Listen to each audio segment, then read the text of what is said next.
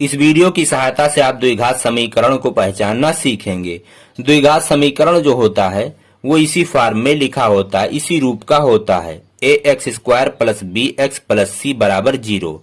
अब बराबर के इधर बाएं पक्ष में हम देखते हैं तो ये पूरा एक द्विघातीय बहुपद है जिसमें चर की उच्चतम घात 2 हो, वह द्विघातीय बहुपद होता है। तो यहाँ जो चर x है इसकी उच्चतम घात 2 है, तो ये क्या है, ये द्विघातीय बहुपद है। अब इस द्विघातीय बहुपद को अगर हम शून्य के बराबर कर दें तो यही द्विघात समीकरण होता है। अब यहाँ पे x जो है वो चर है, बाकी a, b और c ये वास्तविक संख्याएं हैं। a, b और c ये हैं वास्तविक संख्याएं। वास्तविक संख्या किसे कहते हैं? परिमीय और अपरिमीय संख्याओं के संग्रह को वास्तविक संख्या कहते हैं। परिमीय और अपरिमीय दोनों हो सकती हैं। अब यहाँ पे एक शर्त है कि a बराबर 0 नहीं हो सकता है, बाकी b और c 0 हो सकते हैं। कहने का मतलब है कि ये वाला पद रहना आवश्यक है, बाकी ये दोनों पद रहें या ना रहें कोई फर्क नहीं पड़ेगा, वो द्विघात समीकरण होगा अगर हम इधर वाले को 0 के बराबर कर देंगे। अब देखिए जैसे एग्जाम्पल लेते हैं, 3x²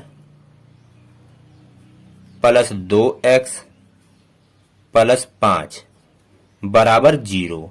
तो यह एक द्विघात समीकरण है। पहचान है कि इस रूप का होना चाहिए। तो ax² plus B X plus C बराबर 0 से जब हम इसकी तुलना करेंगे तो ax² plus B X plus C बराबर 0, ये पूरा फिट उतरता है।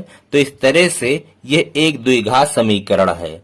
अब देखते हैं दूसरा, 3x² प्लस 2x बराबर 0 कर दें तो क्या यह द्विघात समीकरण होगा? हाँ, ये भी द्विघात समीकरण होगा। यहां देखिए जब हम इससे तुलना करेंगे तो ax² plus B X plus C, तो c गायब है यानी 0 होगा, तो c 0 हो सकता है। a 0 नहीं होना चाहिए, c 0 हो सकता है, b भी 0 हो सकता है। तो इस तरह से यहाँ जो अचर पद ये c है वो गायब है, लेकिन फिर भी क्या है, ये एक द्विघात समीकरण है। अब इस तरह से लिख दें, अगर 3x² और प्लस 5 बराबर 0, तो क्या यह द्विघात समीकरण है? हाँ, ये भी द्विघात समीकरण है, क्योंकि यहाँ पे जब हम इसकी तुलना इससे करेंगे तो क्या देखते हैं, ax² प्लस सी आ गया, तो यहाँ पे bx गायब है, ये दूसरा वाला पद जो है वो गायब है, तो b 0 होगा तभी गायब है, तो 0 हो सकता है b। तो ये भी एक द्विघात समीकरण है। अब आइए हम और एग्जाम्पल लेते हैं, जैसे 8x³ प्लस 2x बराबर 0।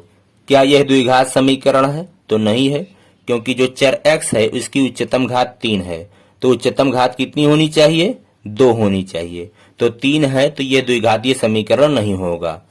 अब चलिए, 2x² माइनस 5x प्लस 7 बराबर 0। क्या यह द्विघात समीकरण है? तो हम इससे तुलना करेंगे तो इसको लिख सकते हैं इस तरह से, 2x² प्लस माइनस 5x को हम ब्रैकेट में कर दें प्लस 7 बराबर 0। हम इसको इस तरह से लिख सकते हैं, ब्रैकेट खोलेंगे फिर वही आ जाएगा। अब देखिएगा, ax² plus B X plus C बराबर 0, तो जब हम इससे तुलना करते हैं तो इसी रूप का ये वाला है, तो इसलिए यह एक द्विघात समीकरण है। अब चलिए और देखते हैं, 3p² minus 8p plus 4p की घात 4 बराबर 0। क्या यह द्विघात समीकरण है? तो नहीं है, क्योंकि जो चर है p उसकी उच्चतम घात 4 है, तो उच्चतम घात कितनी होनी चाहिए? 2 होनी चाहिए, इसलिए यह द्विघात समीकरण नहीं है। 3m³ minus 4m² minus 3m plus 3 बराबर 0। क्या यह द्विघात समीकरण है? तो ये भी द्विघात समीकरण नहीं है, क्योंकि यहाँ जो चर है उसकी उच्चतम घात 3 है। उच्चतम घात कितनी होनी चाहिए? 2 होनी चाहिए। तो मैं आशा करता हूं कि आप समझ गए होंगे कि द्विघात समीकरण किस रूप का होता है। द्विघात समीकरण इसी रूप का होता है, ax² plus bx plus c बराबर 0। बराबर के इधर जो बायां पक्ष है ये एक द्विघात जो है बहुपद होता है, जिसमें चर की उच्चतम घात 2 होती है। यहाँ पे a 0 नहीं हो सकता है, b और c 0 हो सकते हैं। इसका मतलब क्या है कि यह वाला पद x² वाला जो पद है वो गायब नहीं हो सकता है। बाकी ये दोनों पद रहें या ना रहें, तब भी ये क्या होगा? एक द्विघात समीकरण होगा।